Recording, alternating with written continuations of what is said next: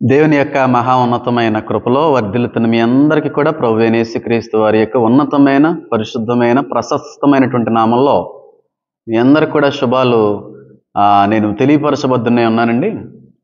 ఈ రోజున ఒక ప్రత్యేకమైనటువంటి అంశంతో మీ ముందుకు రావడానికి దేవుడు కృప అందించాడు.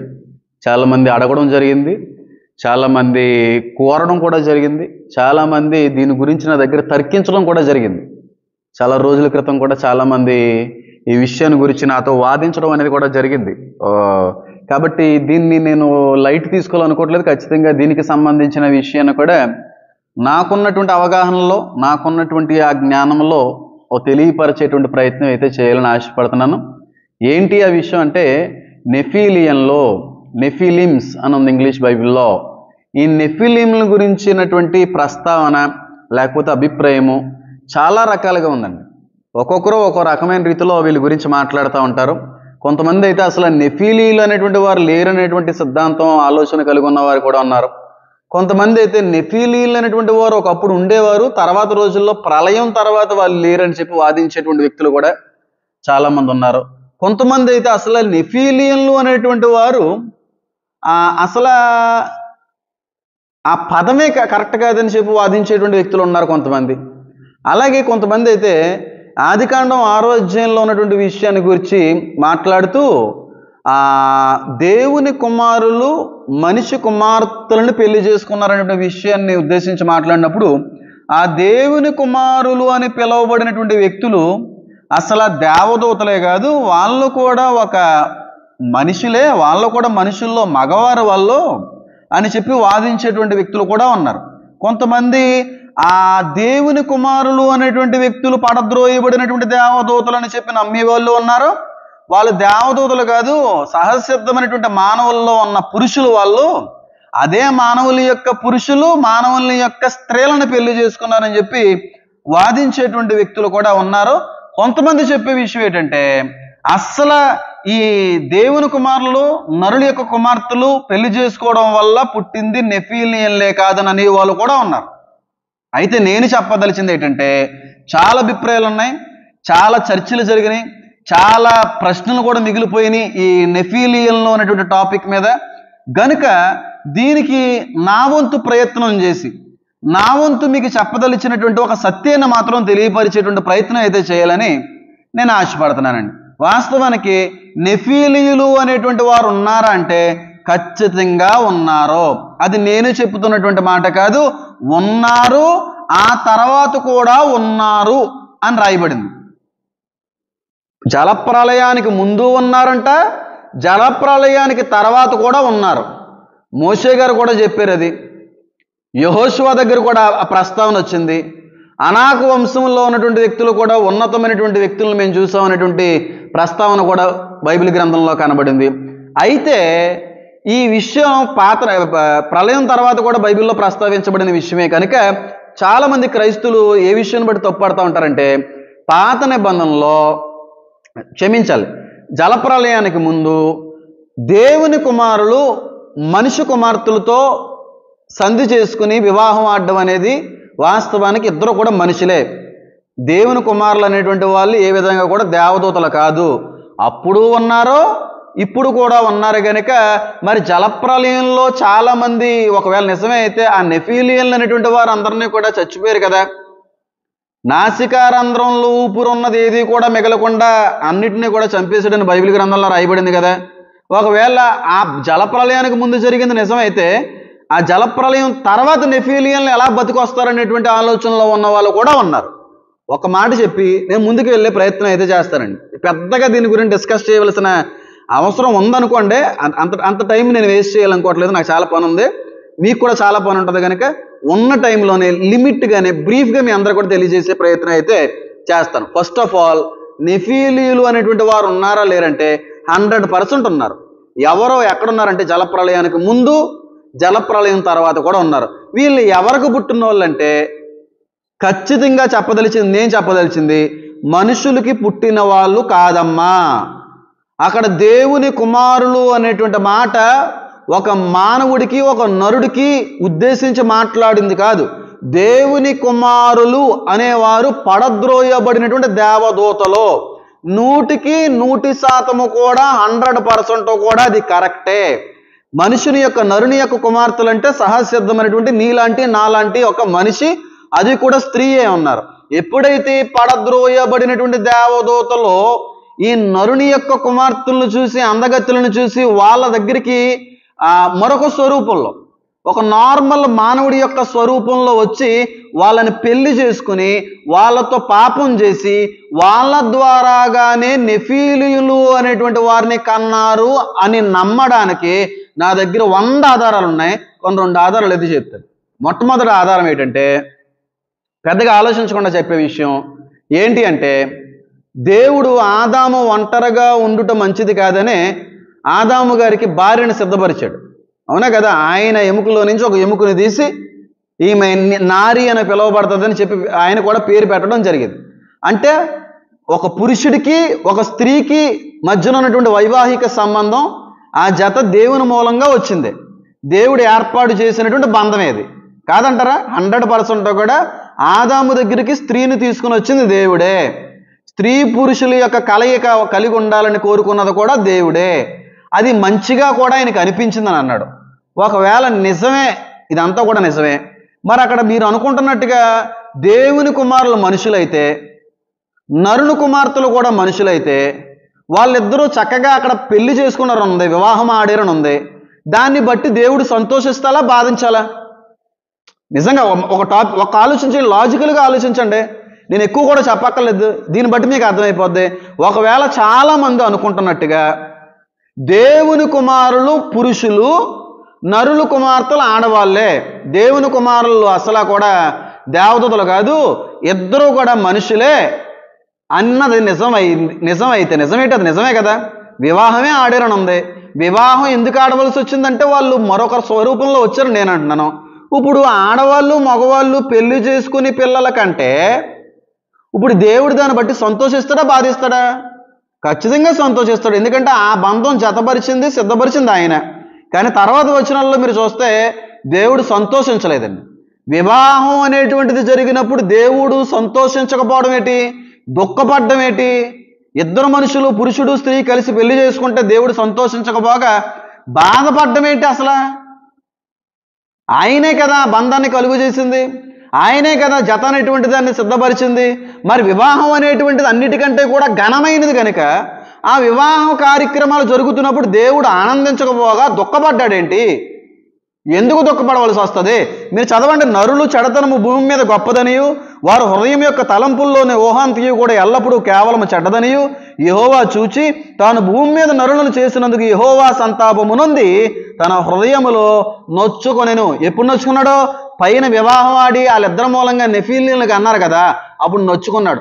ఇద్దరూ కూడా మనుషులైతే నెఫీలీయులను ఎందుకు అంటారో? ఇద్దరూ కూడా దేవుని కుమారులు, నరుల కుమార్తెలు మనుషులైతే మనిషిని కనాలి, నెఫీలియన్లు ఎందుకు అంటారు? ఆ కన్న కారణాన్ని బట్టే కదా దేవుడు అనేటువంటిది ఇక్కడ నొచ్చుకున్నాడని ఉంది.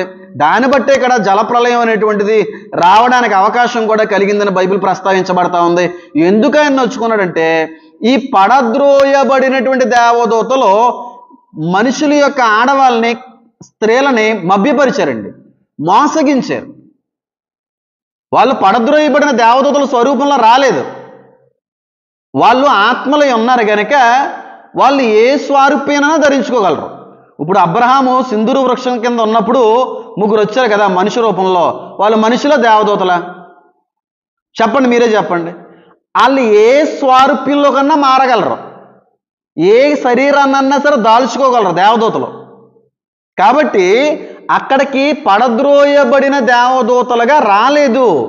ఒక మనిషి స్వారూప్యంలోకి వచ్చినప్పుడు ఈ ఆడవాళ్ళందరూ కూడా సహసిద్ధమైనటువంటి పురుషులే కదా, సహసిద్ధమైనటువంటి మానవులే కదా అని చెప్పి వాళ్ళకి వీళ్ళు నచ్చారు, వీళ్ళు వాళ్ళకి నచ్చారు కనుక వివాహం ఆడారు. వివాహం ఆడారు అంటే ఇద్దరు కూడా కలుసుకున్నారు. శారీరకంగా కలిసినప్పుడు వాళ్ళకి గర్భాలు వచ్చి పిల్లలు పుట్టేంత వరకు అర్థం కాలేదు. ఇద్దరు మనుషులు జత మూలంగా పుట్టేది మనిషి అయి ఉండాలి. మరి ఇద్దరు మానవులు జతపరచబడినప్పుడు నెఫీలియన్లు ఎందుకు పడతారో? నెఫీలియన్ అనేటువంటి వారు సృష్టి ధర్మానికి వ్యతిరేకంగా, విరుద్ధంగా పుట్టాడు కాబట్టి దేవుడు ఇక్కడ బాధపడ్డాడు. కాబట్టి దేవుని కుమారులు అనేవాళ్ళు మనుషులు కాదు, మానవులు కాదు, నరులు అంతకంటే కాదు. వాళ్ళు ఎవరో పడద్రోయబడిన దేవదూతలు. అది మరి బైబిల్లో ప్రస్తావించబడలేదు కదా. బైబిల్లో ప్రస్తావించబడినటువంటి విషయం గురించి మీరు ఎలా మాట్లాడుతున్నారు అని అంటే, బైబిల్లో ప్రస్తావించబడలేదన్నంత మాత్రాన అది నిజం కాకపోదు కదా. బైబిల్లో రామచిలుక అనేటువంటి పదం ఎక్కడ లేదు. బైబిల్లో ఉడత అనే పదం ఎక్కడ లేదు. బైబిల్లో సంఘం ఎత్తబడుట లేదంటే ర్యాప్చర్ అని ఎక్కడ లేదు. బైబిల్లో లేదన్నంత మాత్రాన సంఘం ఎత్తబడదా? బైబిల్లో ప్రస్తావించబడలేదన్నంత మాత్రాన చిలకలేదా, ఉడతలేదా? అవసరం అయినవి ఉన్నాయి, కొన్ని అవసరం లేనివి ఉన్నాయి. ఈ బైబిల్ తర్జుమాల్లో కూడా చాలా తప్పులు జరిగినాయండి. అది సాతాను మూలంగా జరిగింది. చాలా ఉండవలసిన వాటిని కూడా తీసేశాడు. బైబిల్లో లేకపోవచ్చు కానీ దేవునితో కూడా నడిచిన వ్యక్తి ఒకడు ఉన్నాడు చూడండి. ఆ రోజుల్లో నీతిగా బతికిన వ్యక్తి ఉన్నాడు చూడండి. ఆయన అంత యథార్థవంతులు లేడు అన్నట్టుగా బతికిన వ్యక్తి ఒకడు ఉన్నాడు కదా. ఆ కాలంలోనే, అంత భయంకరమైన పాపకాలంలోనే దేవుడి కొరకు 300 సంవత్సరాలు నడిచిన వ్యక్తి హానోకు. ద బుక్ ఆఫ్ ఎనోక్ అనేటువంటి గ్రంథం కూడా ఉంది. ఆయన మంచోడా కదా? ఆయన ఎంత మంచోడు కాకపోతే ఆయన తీసుకెళ్తాడు? మరి ఆయన రాసిన పుస్తకం అబద్ధం అవుతుందా? ఒకవేళ ఆయన రాసిన పుస్తకం బైబిల్లో లేదు కనుక ఆ పుస్తకం అబద్ధం అనడానికి వీలేనా ఉందా? కొత్త నిబంధనలో యోధా కూడా హానోకు గురించి మాట్లాడడం జరిగింది కదా. మరి అలాంటప్పుడు బైబిల్లో లేదు కానీ బుక్ ఆఫ్ ఎనోష్లో చాలా క్లియర్గా రాయబడింది.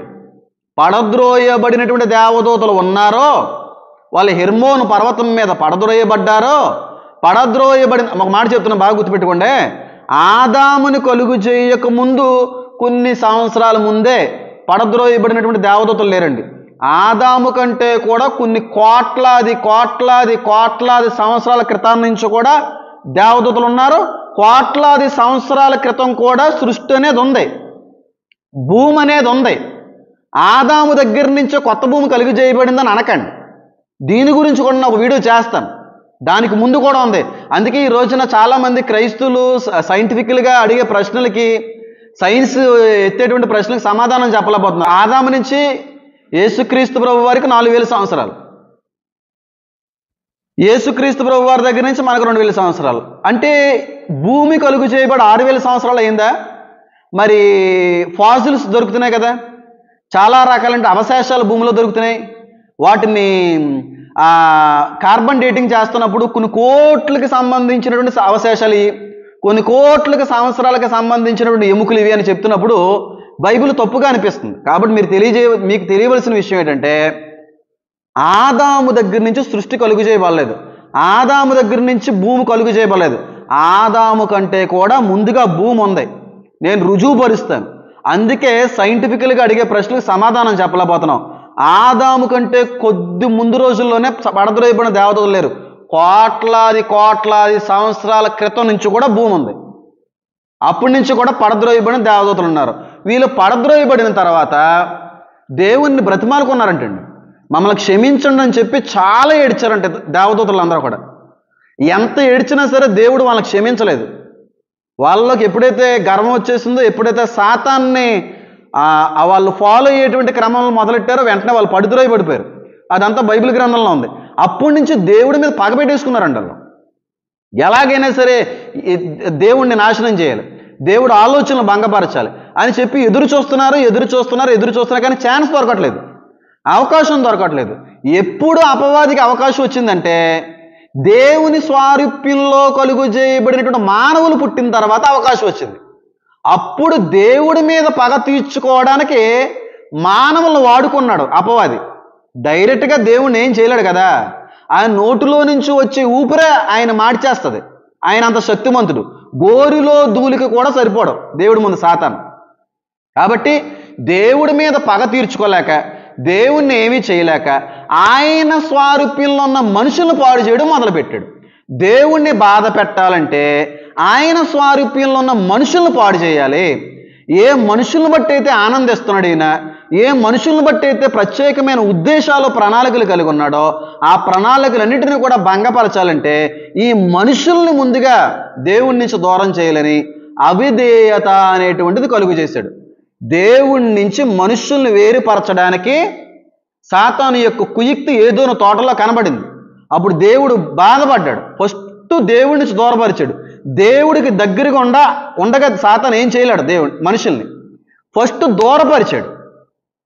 అయితే ఎప్పుడైతే దేవుడు కూడా మానవులను బట్టి కొంచెం బాధపడ్డాడో, ఇబ్బందికరమైన పరిస్థితులు ఎదుర్కొన్నాడో, వీళ్ళని ఎలాగన్నా పాడు చేయాలి, దేవుని యొక్క ప్రణాళికలను పాడు చేయాలని చెప్పి ఈ దేవదూతలకి పాపం అనేటువంటిది వాళ్ళలో ఇమిడిపోయింది కనుక ఈ మానవుల యొక్క ఆడవాళ్ళ మీద దృష్టి పడిన తర్వాత మానవుల యొక్క స్వరూపాన్ని దాల్చుకుని వీళ్ళతో పాపం చేయడం మొదలుపెట్టారు. వీళ్ళతో పాపం చేసినప్పుడు మనిషి పుడతాడా? హాఫ్ హ్యూమన్, హాఫ్ ఏమో డెమాన్. అంటే హాఫ్ ఏమో మనిషి, హాఫ్ ఏమో దురాత్మ స్వారూప్యం కలిగినటువంటి వ్యక్తులు పుట్టారు. వాళ్ళే నెఫీలియన్లో. వీళ్ళు పుట్టిన తర్వాత జరిగింది ఏంటంటే, అంటే బైబిల్లో ఇది ప్రస్తావించబడలేదు. బుక్ ఆఫ్ ఎనోష్లో కావచ్చు, ఇప్పటికీ కూడా యూదులు ఫాలో అవుతున్నటువంటి జూబ్లీస్లో కావచ్చు, యాషేర్ గ్రంథంలో కావచ్చు, ఎనేషు గ్రంథంలో ఏ మాట అయితే ప్రస్తావించాడో, ఏ మాట అయితే రాశాడో, ఇప్పటికీ యూదులు ఫాలో అవుతున్న గ్రంథాల్లో కూడా మాటలు ఉన్నాయి. ఆ పుట్టినటువంటి నెఫీలియన్ల యొక్క పద్ధతి ఎలా ఉండేది అంటే వాళ్ళు స్వారూప్యము, వాళ్ళ ఎత్తు, వాళ్ళ యొక్క వెయిట్ అంతా కూడా చాలా హెవీగా ఉండేది. కాబట్టి వాళ్ళకి ఆకలి తీరే అవకాశం లేక మనుషుల్ని సైతం చంపుకు తినేటువంటి పరిస్థితులు వచ్చేసినాయి.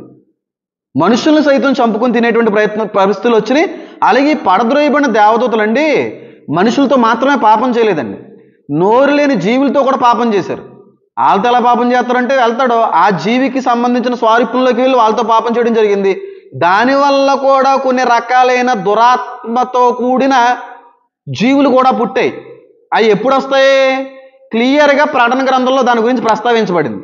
తేలను చూడండి, అది సహజసిద్ధంగా దేవుని మూలంగా కలుగు చేయబడినవి కాదు. వీటన్నిటిని దేవుడు బంధించాడు. సాతాను యొక్క దేవదూతలకి, పడద్రోయబడిన దేవదూతలకి దేవుడు సృష్టిలో కలుగు చేసినటువంటి ఆ జీవులకి మధ్యన కూడా పాపం జరిగింది. అవి కూడా వాళ్ళ గ్రంథాల్లో రాయబడ్డాయి. ఆ పాపం జరిగినటువంటి క్రమాన్ని బట్టి, పద్ధతిని బట్టి సృష్టికి విరుద్ధమైనటువంటి జీవులు పుట్టడం మొదలైనవి. ఆ జీవుల్లో ఖచ్చితంగా తేలు అనేటువంటిది కూడా ఉంది చూడండి, అది కొడతది, సింహం మొహం వంటిది, ఇదంతా కూడా ఉంది. ఇవన్నీ కూడా ప్రకటన గ్రంథంలో వస్తాయండి. అలాంటి జీవులు కూడా రాబడ్డాయి. కాబట్టి ఎప్పుడైతే పాపం విస్తరించబడుతుందో, ఎప్పుడైతే పడద్రోయబడినటువంటి ఆ దేవదూతలు మనుషుల యొక్క ఆ కుమార్తెల దగ్గరికి వచ్చి మేకప్ నేర్పారు, ఆయుధాలు నేర్పారు, అందాన్ని నేర్పించారు. ఇవన్నీ నేర్పించిన తర్వాత వాళ్ళు పడిపోయారు. అవన్నీ ఆ బుక్స్లో రాయబడినాయే. పడిపోయిన తర్వాత ఇంకా పాపం విస్తరించబడిపోతుంది. మనుషులకి దేవదూతలకు పుట్టిన వాళ్ళు నెఫీలియన్లు పెరిగిపోతున్నారు. సృష్టిలో ఉన్న జీవులన్నిటినీ తినేస్తున్నారు.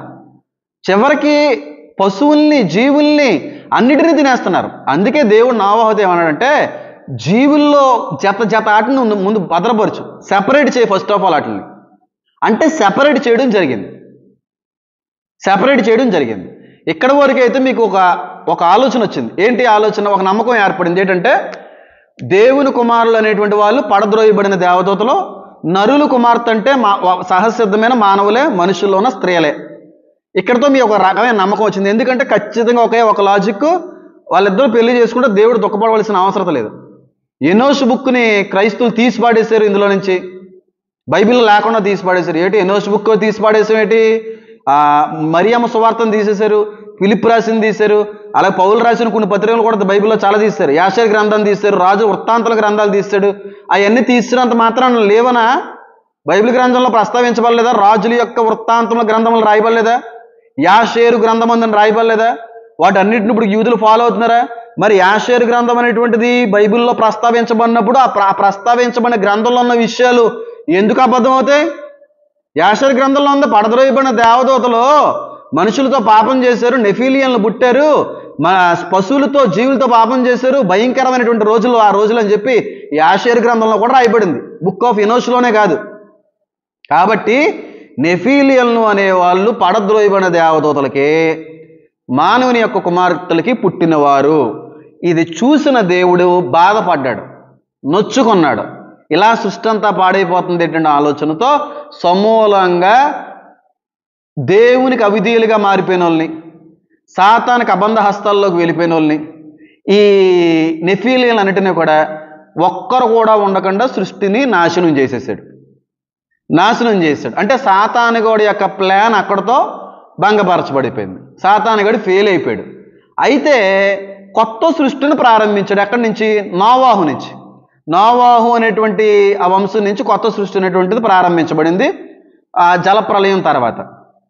అయితే నోవాహు మాట ఇస్తాడు. నోవాహు, ఒకప్పుడు నేను చేసిన పని మళ్ళీ చేయనయ్యా, నీకు ప్రమాణం చేస్తాను, ఆకాశంలో ఆ రంగులు దిద్దుతున్నాను, ఇదే నీకు మాకు మధ్యన ఉన్న గుర్తు, మరొకసారి ప్రళయాన్ని మీ మీదకి తీసుకొని రాను అని చెప్పి అన్నాడు. అంటే ఆఖరి ఎండ్ ఆఫ్ ది డేస్లో వచ్చే ప్రళయం తప్ప మధ్యలో మనుషులు ఎన్ని పాపాలు చేసినా ఇంకా ఆయన తీసుకురాడని చెప్పి. అందుకే చాలా మంది అంటూ ఉంటారు, ఇంత పాపం జరుగుతుంటే దేవుడు ఏం చేయట్లేదంటే అని అంటూ ఉంటారు. చేయనని చెప్పి ఆయనే అన్నాడండి, మాట ఇచ్చాడు.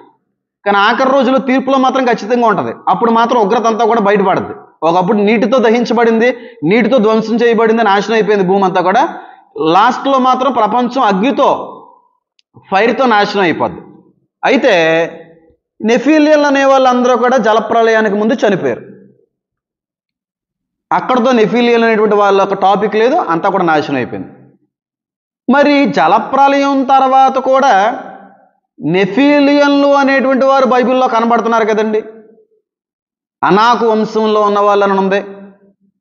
యెహోషువ దగ్గరికి వచ్చి మాట్లాడినప్పుడు చాలా ఎత్తుగా ఉన్నారు. మోషే కూడా మాట్లాడారు, వాళ్ళ ప్రత్యేకమైన మంచాలు తయారు చేయించుకున్నారు వాళ్ళని చెప్పి. మరి ఆ నెఫీలియన్లు ఈ నెఫీలియన్లు ఒకటేనా? అంటే జలప్రలయంలో ఎవరన్నా బ్రతికి బయటపడ్డారా? మరి దానికి మీరు ఇచ్చే సమాధానం ఏంటంటే, దేవుడు ఎవరైతే ఏ దేవదూతలైతే మానవులతో పాపం చేశారో ఆ పాపం చేసినటువంటి దేవదూతల్ని పాతాళంలో బంధించడని 2 పేతురు గ్రంథంలో కూడా రాసి ఉంచాడు. ఊరుకోలేదు, వాళ్ళని వెంటనే శిక్షించాడు. సాతానికి అర్థమైపోయింది, అమ్మో దేవుడికి మండింది అని చెప్పి అర్థమైంది. అయితే జలప్రలయం అనంతరం తర్వాత నేను అడుగుతున్నాను, ఇంకా పడద్రోయబడిన దేవదూతలు లేరా? అంటే పడద్రోయబడిన దేవదూతలన్నిటినీ కూడా దేవుడు పాతాళంలో బంధించేశాడా? ఒకవేళ బంధించేస్తే పౌలు గారు, మనం పోరాడినది ఆకాశ శక్తులతోనూ వాయుమండలాధిపతులతోనూ ప్రిన్సిపాలిటీస్తోనూ అని ఎందుకంటాడు? మరి వాళ్ళెవరు? అందరినీ బంధించలేదు, ఆ సమయంలో పాపం చేసిన వారందరినీ కూడా బంధించాడు. అంటే బుక్ ఆఫ్ ఎనోస్లో అయితే 4 దేవదూతలు బంధించాడు అన్నారు. యూఫ్రటీస్ నది దగ్గర కూడా ప్రకటన గ్రంథంలో 4 దేవదూతల్లో కొట్లు విప్పబడతాయని ఉంది. కాబట్టి అక్కడికి కరెక్ట్గా సెట్ అయిపోయింది. అంటే అప్పుడున్న దేవదూతలో జలప్రలయం తర్వాత లేరా? అప్పుడున్న పడద్రోయబడిన దేవదూతలో జలప్రలయం అనంతరం కనబడలేదా? ఎందుకు కనబడలేదు?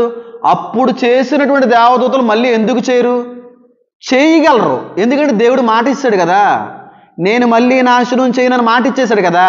ఇప్పుడు దేవుడు ఏమీ చెయ్యలేడు అనే ఆలోచనతో అప్పుడు చేసిన పాపమే జలప్రలయం తర్వాత కూడా ఎందుకు చెయ్యకూడదనే ఒక జనరల్ లాజిక్ని ఫాలో అవ్వండి. ఇప్పుడు మనిషికి మధ్యన సంపర్కం జరిగి వివాహం జరిగి ఇద్దరికి పిల్లలు పుట్టారనుకోండి, ఎవరు పుడతారండి? మనిషే పుడతాడు. కానీ నిమ్రోదు మనిషి స్వారూప్యంలో పుట్టినోడా? నిమ్రోదు అందరి వలె సహజ సిద్ధమైనటువంటి మానవ స్వరూపం దాల్చినోడా? నిమ్రోదు ప్రకృతికి సృష్టికి విరుద్ధమైన పనులు జరిగించువాడుగానే ఉన్నాడు అనేది మీరు గ్రహించలేదా? నిమ్రోదు దేవుని ఎదుట కత్తి తిప్పునోడు, దేవుని ఎదుట పరాక్రమ కలిగినటువంటి వేటగాడే ఉన్నాడు. అంటే ఈ నిమ్రోదు అనేటువంటి వాడు పడద్రోయబడినటువంటి దేవదూతల మూలంగా కలుగు చేయబడిన వ్యక్తి అని అనుకోవడానికి అవకాశం లేదా? అప్పుడు వరకు నోవాహు పుట్టిన వంశంలో నుంచి అంతలాంటి స్వారూప్యాలు అలాంటి ఫిజికల్ ఎపిరియన్స్లు లేవు కదా. మరి నిమ్రోదు నుంచి ఎందుకు వచ్చింది? ఒకసారి ఆలోచన చేయండి మీరే. ఆ దేవదూతలు అప్పుడు ఉన్నారు, తర్వాత ఉన్నారు. కానీ దేవుడు మాట కొట్టివేయలేడు. ఛాన్స్ తీసుకున్నాడు సాతాను. ఛాన్స్ తీసుకుని మళ్ళీ ఇదే పాపం జరిగిందని నా అభిప్రాయం. అయితే నిమ్రోదును కన్న విధానం చూస్తే నిమ్రోదు గురించి చాలా ఉంది. చాలా చాలా రకాలైనటువంటి ఆలోచనలు ఉన్నాయి, ఆయన గురించి చాలా రకాలైన పుస్తకాలు ఉన్నాయి. కానీ మీరు చూస్తే నిమ్రోదు కట్టినటువంటి బాబేలు గోపురం, ఐగుప్తీయులు కట్టినటువంటి, ఈజిప్షియన్స్ కట్టినటువంటి పిరమిడ్స్ ఆకాశానికి అంటుకునే విధంగా లేవా? నేను ఒక మాట అడుగుతున్నాను, ఇప్పుడున్న టెక్నాలజీలో కూడా ఒక మనిషి కానీ, ఒక మనిషి తయారు చేసిన టెక్నాలజీ కానీ ప్రస్తుతం కూడా పిరమిడ్స్ కట్టాలంటే జరగని పని అంటండి. ఈ రోజుల్లో కూడా, ఇంత టెక్నాలజీ పెరిగిన రోజుల్లో కూడా అన్ని వేల సంవత్సరాల క్రితం కట్టిన పిరమిడ్స్ ఇప్పుడు మానవుడు టెక్నాలజీ కలిసి కట్టాలన్నా చివరికి ఆర్టిఫిషియల్ ఇంటెలిజెన్స్ కూడా కట్టలేనిది పిరమిడ్. కానీ ఆ పిరమిడ్స్ గురించి ఎంత పరిశీలన చేసినా సాధ్యం కాని పని, అసాధ్యమైన పని అన్నారు. మరి ఆ పిరమిడ్స్ని కట్టిన వాళ్ళు మనుషులేనా? నెఫీలియన్లు ఎందుకు కాకూడదు? నెఫీలియన్లో ఎందుకు కాకూడదు? ఆ పిరమిడ్లను కట్టిన వాడుల్లో నిమ్రోదు ఎందుకై ఉండకూడదు? అంటే తర్వాత గొలియాత్ ఉన్నాడు కదండి, తర్వాత చాలామంది ఎత్తైనటువంటి వ్యక్తులు ఉన్నారు కదండి, వీళ్ళందరూ కూడా క్లోన్స్ అండి. క్లోన్స్ అయి ఉండొచ్చు. ఎందుకంటే నేను చెప్తున్న మాట కదండి, శాస్త్రీయంగా చూసినా లేకపోతే చాలా పరిశోధనలు మీరు చూసినా ఇప్పటికీ కూడా చాలా ఎత్తైనటువంటి మానవుని యొక్క అవశేషాలని, పురుల్ని, స్కెలిటల్స్ని పరిశోధకులు వాటిని కనిపెట్టలేదా? వాటిని పట్టుకోలేదా? వాటిని సంపాదించలేదా? నేను చెప్తే అది అబద్ధంగా మీకు అనిపించవచ్చు, లేకపోతే ఫాల్స్ డాక్టరైన్ చేస్తున్నానని మీకు అనిపించవచ్చు. నా మాటలన్నీ కూడా మీకు అన్ని పిచ్చోళ్ళగా ఉండొచ్చు కానండి, రేపు రోజున అర్థమవుతలేండి. ఒక టైం వస్తుందండి, ఒక టైం వచ్చినప్పుడు నా మాటలన్నీ కూడా నిజమని చెప్పి నమ్మే రోజులు వస్తాయి. ఎందుకు రావండి? నెఫీలియన్లో అనేటువంటి వారు ఉన్నారు అని చెప్పి నమ్మనోళ్ళు మన ప్రకటన గ్రంథంలో తేలు గురించి పడింది, మరి అది ఉన్నదని ఎలా నమ్ముతున్నారు? చాలా వాటిని సాతాను బయటికి తీసుకొస్తాడు. మీకు విషయం తెలుసా? సాతాను వాడుకోలేనిదంటూ ఏదీ లేదు, అన్నిటినీ వాడుకుంటాడు. ఎప్పుడు? క్రీస్తుని అంతం చేయడానికి విశ్వ ప్రయత్నం చేస్తాడు. మీకు నాకు తెలియని, మన మనోనేత్రాలకి కనబడినటువంటి ఎంతో పెద్ద సమూహము, సైన్యము సాతాను రెడీ చేసుకుని పెట్టుకున్నాడో. మీరు నమ్మినా నమ్మకపోయినా అంత్య దినాల్లో ఇవన్నీ కూడా బయటకు వస్తాయి. ఏలియన్స్ ఉన్నారని చెప్తే నేను అబద్ధ బాధకుని అన్నారు. ఏలియన్స్ అనేటువంటివి ఉన్నాయి, ఆ ఉనికిలో ఉన్నాయని రుజువుపరిచే రోజుల్లో నా మాట మీరు కానీ నమ్మకపోతే నన్ను అడగండి.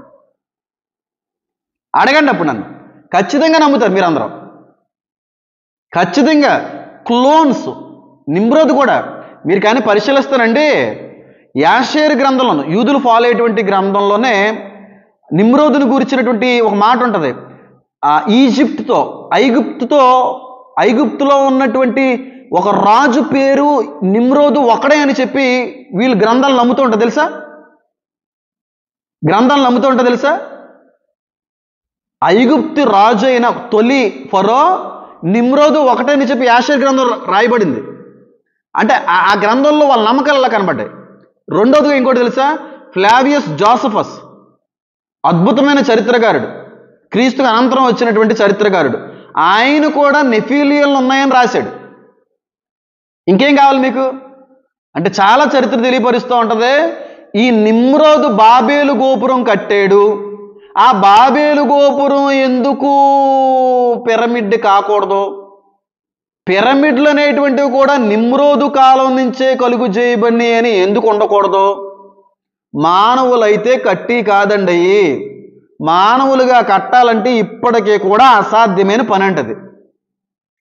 అయితే ఆ జలప్రలయానికి ముందు, జలప్రలయం తర్వాత రాయబడిన నెఫీలియన్లు హెబ్రీ భాషలో చూసినా, ఏ భాషలో చూసినా ఒకే తెలుగు అర్థం ఇస్తూ ఉంది, ఉన్నతమైన దేహులు అని అర్థం. ఉన్నత దేహులు అంతే. అంతేకాని అక్కడొక పదాన్ని ఇక్కడొక పదాన్ని ఉపయోగించలేదు. జలప్రలయానికి ముందున్న నెఫీలియన్ల గురించి, ఆ జలప్రలయం తర్వాత రాయబడిన నెఫీలియన్ల గురించి కూడా హెబ్రీ భాషలో, గ్రీక్ భాషలో ఒకే పదాన్ని ఉపయోగించారు. ఆ పదం మనకిచ్చే అర్థం ఉన్నతమైన దేహులు. అంటే ఎక్కువ ఎత్తర్లు, ఎక్కువ శరీర ద్రాఢిద్యం విట్టున్న వ్యక్తులు అని దాని అర్థం. ఉన్నత దేహులు అంతే, పెద్దోళ్ళు, మనుషుల కంటే కూడా చాలా విభిన్నమైనటువంటి ఆకృతి కలిగి ఉన్నవాళ్ళు. అప్పుడు ఉన్నారు, ఇప్పుడు ఉన్నారు అని అర్థం. అప్పుడు ఉన్నారు, ఇప్పుడు ఇంకా బాగా అర్థంలో చెప్తాను చూడండి. నాకు డేట్ అయితే నాకు అంత ఐడియా లేదండి. మేబీ నాకు అప్పుడు ఇంటర్నెట్ కూడా అంత లేదు, కానీ నేను చదువుకున్నాను ఆ మ్యాగజైన్, అది నేను బాగా చదువుకున్నాను. ఎప్పుడో ఇంటర్నెట్లో కూడా చాలా ఫాలో అయింది దాని గురించి.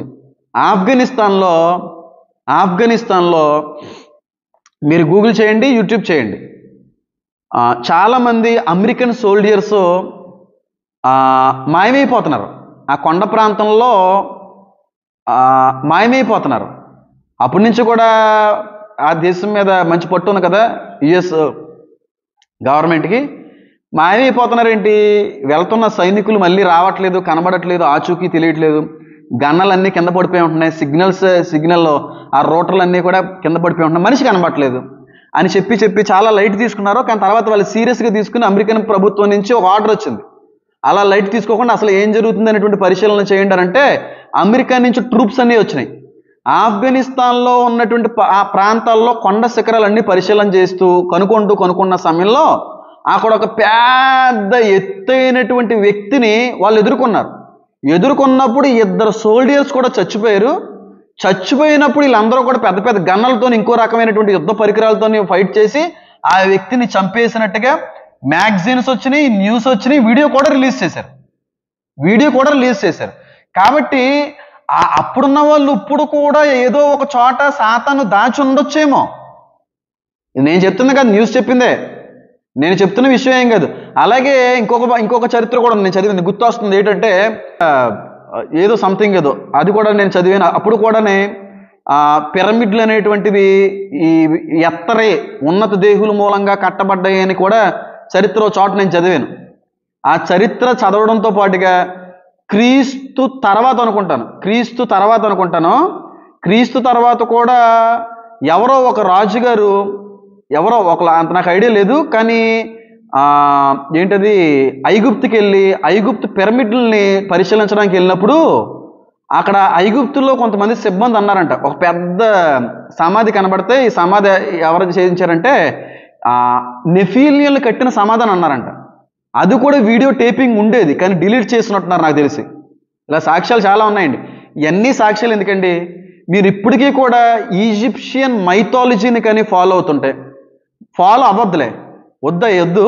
కానీ ఈజిప్ట్ కానీ వెళ్ళినా ఆ పిరమిడ్లను చూసినా, వాళ్ళు జీవించిన కాలానికి సంబంధించిన స్తూపాలను మీరు చూసినా, లేకపోతే అక్కడ ఉన్నటువంటి ఆ రాతి పలకలను మీరు చూసినా మీకు క్లియర్గా అర్థమవుతుంటుంది. నార్మల్ మనుషుల కంటే కూడా పెద్ద పెద్ద మనుషులు ఉన్నట్టుగా అక్కడ చెక్కబడిన ప్రతిమలు కనబడుతూ ఉంటాయి. ఆ పిరమిడల్ స్టోన్స్ మీద కూడా ప్రతిమలు కనబడుతుంటాయి. అన్నీ కూడా నేను అటాచ్ చేస్తాను, ఫొటోస్ చూసుకోండి మీరు. అలాగే ఎక్స్కవేషన్లో కూడా చాలా రకాలైన అస్థిపంజరాలు దొరికినాయి.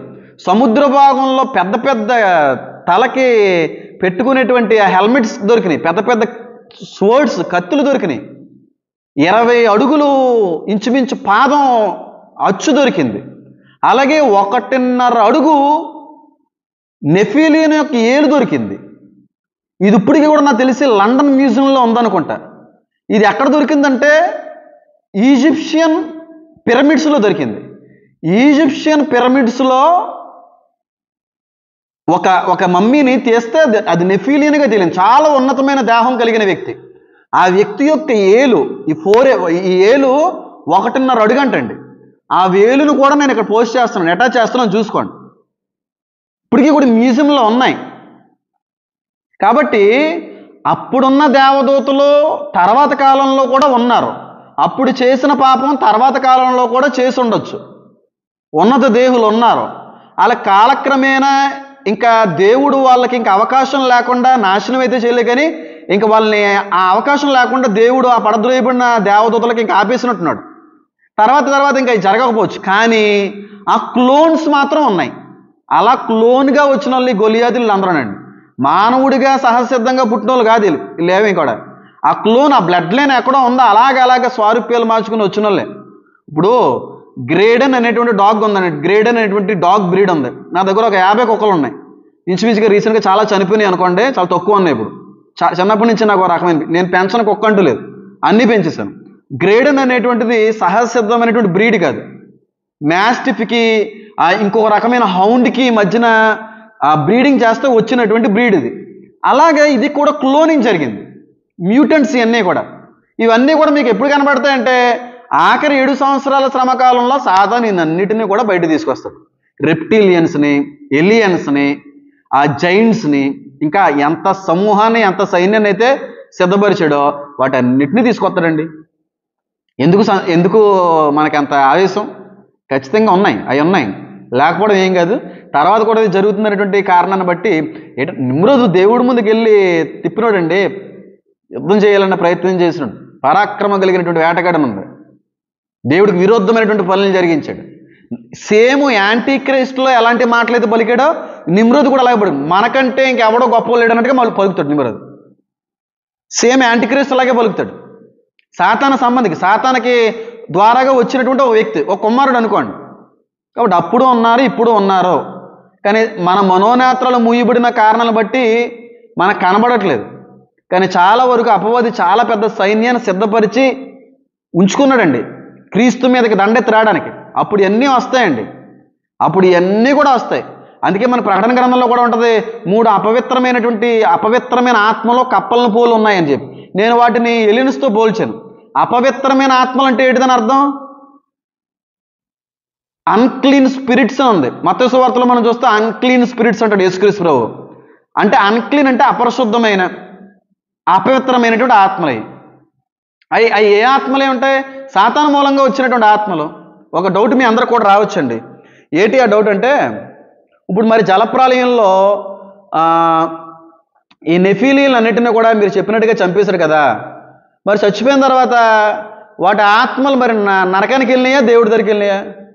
దేవుడి దగ్గర నుంచి వచ్చిన ఆత్మలే మానవుల్లోకి వచ్చినాయి. దేవుడి మూలంగా కలుగు చేయబడినది కాదు ఇది.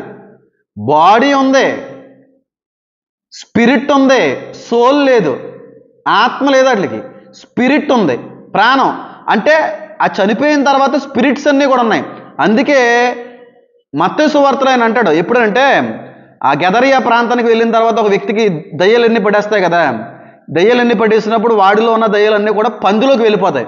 మీకు అర్థమైపోవాలి, ఎందులోకైనా సరే ట్రాన్స్ఫర్ అవ్వగలవు, ట్రాన్స్ఫిగరేషన్ కూడా ఉంది దురాత్మల్లో, ఏ స్వరూపాలను దాచుకోగలవు, అందులో సందేహం లేదు. ఇవన్నీ కూడా అన్క్లీన్ స్పిరిట్స్ అంటాడు. అన్క్లీన్ స్పిరిట్స్ అని దేవుడు అంటాడు. ఎందుకన్నాడు ఆ మాట? అన్క్లీన్ స్పిరిట్స్ ఏంటి?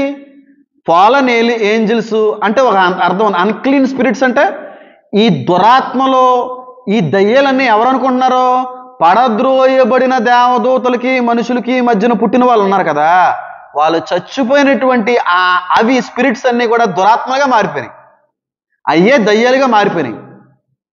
అవి వచ్చి ఇలాగా మనుషుల్లో దూరి అది చేయించి ఇది చేయించే ప్రయత్నాలు చేస్తూ ఉన్నాయి. ఆ ఆత్మలన్నీ కూడా నరకానికి, పరలోకానికి అయితే అవకాశం లేదు. కాబట్టి వాటన్నిటిని కూడా సాతాను ఉపయోగించుకున్నాడు. ఆ ఆత్మలు ఎలియన్స్గా మార్చి ఉండొచ్చు సాతాను. అవే ఆత్మల్ని దురాత్మలుగా మార్చి రేపు రోజున సైన్యాన్ని సిద్ధపరిచేటువంటి క్రమంలో వాటిని వాడుకోవచ్చు. Unclean spirits. అన్క్లీన్ అంటే క్లీన్ స్పిరిట్స్ కాదు, మనిషికి మధ్యన కలిగిన స్పిరిట్ కాదు, అది ప్రాణం కాదు, అది మనిషికి దురాత్మకి మధ్యన స్పిరిట్. అది అన్క్లీన్, అపరిశుద్ధమైన, అపవిత్రమైనటువంటి ఆ స్పిరిట్. అది అవన్నీ దురాత్మలు, అవన్నీ డెమాన్స్. దయ్యాలు ఉన్నాయా? ఉన్నాయి. ఎవరో దయ్యాలంటే పడద్రోయబడిన దేవతలు కాదు, వాళ్ళందరూ కూడా పైన క్యాడర్లో ఉన్నారు. వాళ్ళ మూలంగా కలుగు చేయబడిన వ్యక్తులు కూడా ఉన్నారు, వారు కూడా ఉన్నారు. వాళ్ళ మూలంగా వచ్చినటువంటి వ్యక్తులు నెఫీలియన్లు చచ్చిపోయిన తర్వాత అన్నీ కూడా దురాత్మలు అయిపోయినాయి, డెమాన్స్ అయిపోయినాయి. ఇవన్నీ కూడా గాల్లో తిరుగుతుంటాయి, ఇప్పటికీ గాల్లో తిరుగుతూ ఉంటాయి, మనుషుల యొక్క శరీరాల మీద ఆవరించుకొని చేస్తూ ఉంటాయి. క్రైస్తువుని కూడా ఆవరిస్తూ ఉంటాయండి. నిజంగా మరొక్కసారి రెండోసారి పుట్టినలు ఉంటారు చూడండి, యేసు క్రీస్తులో మరొకసారి నువ్వు పుడతానే కదా అన్నాడు కదా, మళ్ళీ నూతనంగా ట్రాన్స్ఫిగర్ అయిన వాళ్ళు, నూతనమైన మారు మనసుతో పుట్టిన వాళ్ళు, క్రీస్తు స్వరూపంతో తిరిగి జన్మించిన వాళ్ళు ఉంటారు చూడండి, వాళ్ళని ఏం చేయలేవు. కానీ మారు మనసు మార్పు లేనటువంటి వ్యక్తులను మాత్రం ఆవరిస్తాయి. ఎందుకు ఈ మారు మనసు మార్పు క్రీస్తు స్వరూపంలోకి మార్చబడినటువంటి వ్యక్తుల్లో ఆవరించలేమంటే, మనలో ఉన్నవాడు లోకంలో ఉన్నవాడి కంటే కూడా గొప్పవాడు, ట్రాన్స్ఫిగర్ అయిన వాళ్ళలో పరిశుద్ధాత్మ ఉంటుంది. అవ్వదు అది. యోధాని సాతాను ఆవరించాడు, ఎందుకంటే వాడు బుద్ధే సాతాను బుద్ధిలో మారిపోయింది. మార్పు లేదు, మారు మనసు. ఫస్ట్ నుంచి కూడా ఆయనకి ధనాపేక్ష, క్రీస్తు స్వారూప్యంలోకి మారలేకపోయాడు. పేతురు మీద కూడా సాతాను వచ్చింది, ఇది తప్పించబడి అంటే సాతానా పో అంటాడు. తర్వాత మారారు, మళ్ళీ వాళ్ళు డెమానిక్ పొసెస్ అవ్వలేదు. వాళ్ళు మరొక్కసారి పుట్టలేని ప్రతి ఒక్కరిని ఏ దురాత్మైనా ఆవరించగలదు. క్రీస్తులో మరొకసారి జన్మించినోడిని మాత్రం ఏ దురాత్మ ఏం చేయలేదు, ఏవి చేయలేదు.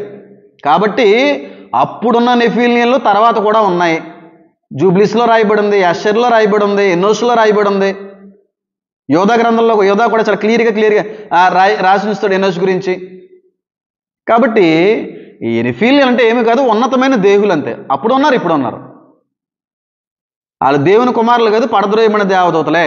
దేవుని కుమారులు మనుషులే అయితే దేవుడు అక్కడ బాధపడవలసిన అవసరత లేదు. దయచేసి ఈ విషయాన్ని మీరు అర్థం చేసుకోవాల్సింది నేను కోరుకున్నాను. ఒకవేళ వీటిలోనే మీకు ఏమన్నా ఆలోచనలు, ప్రశ్నలు ఏమన్నా ఉంటే, మీకు వేరే అభిప్రాయాలు ఏమన్నా కలిగి ఉన్నట్టయితే ఖచ్చితంగా నాకు తెలియజేయండి. ఖచ్చితంగా వీలైనంత త్వరగా నాకున్న అవకాశంలో మీ అందరి యొక్క ప్రశ్నలకి నేను జవాబు ఇవ్వడానికి కూడా సిద్ధంగా ఉన్నాను. కనుక నచ్చితే ఖచ్చితంగా లైక్ చేయండి, అనేక మందికి షేర్ చేయండి.